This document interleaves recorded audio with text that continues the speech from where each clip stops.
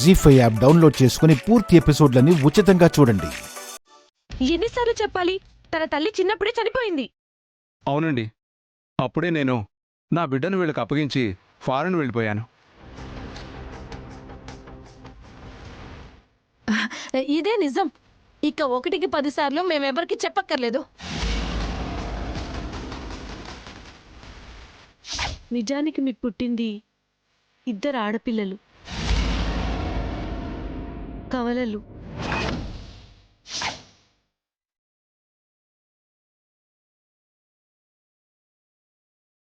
అవును మేడం, ఆ ఇంట్లో కూడా సేమ్ మీ దగ్గరున్న పాపేజీ ఒక పాప ఉంది. బహుశా ఆ పాప వాళ్ళని నిలదీస్తే మిస్ అయిన పాప ఎవరు, ఎక్కడుంది అన్ని నిజాలు ఖచ్చితంగా తెలుస్తాయి. వీళ్ళంతా ఖచ్చితంగా ఏదో దాస్తున్నారు. తేలుస్తాను. తేజ, పద.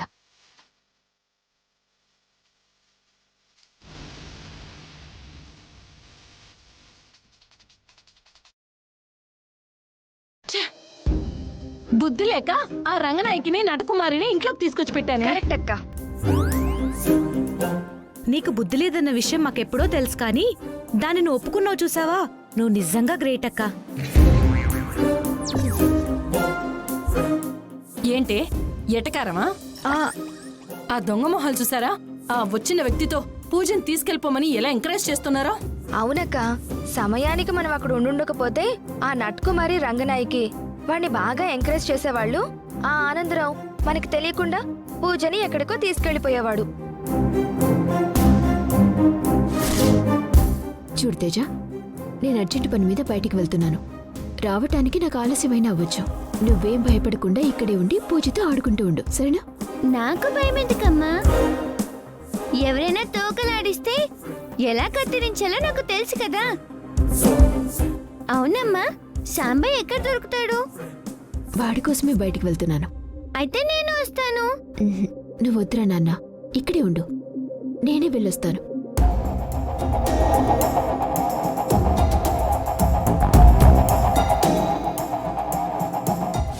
ఏడ్చాడు వాడెవడు మనల్ని కాదని పూజను తీసుకెళ్ళటానికి?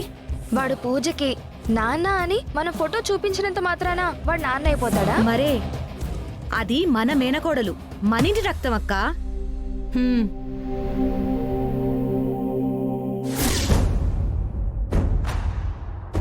పూజ ఆ సూర్యకాంతం కూతురని తెలిస్తే ఎక్కడ సూర్య బిడ్డను తీసుకెళ్లిపోతుందన్న భయంతో మనం అబద్ధాలు చెప్తే వాడెవడో ఆ అబద్ధాన్ని పట్టుకుని సీన్లోకి ఎంటర్ అయిపోయాడు.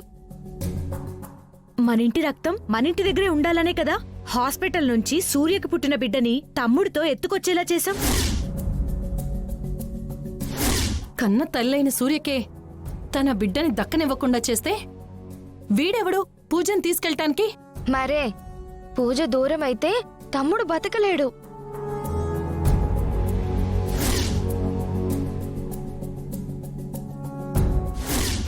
పూజని ఆ యదవని తీసుకెళ్ళనివ్వకూడదు.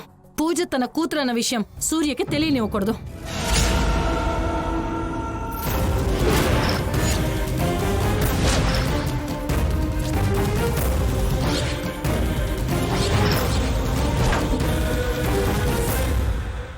జీ5 యాప్ డౌన్లోడ్ చేసి అన్ని ఎపిసోడ్స్ పూర్తి ఉచితంగా చూడండి.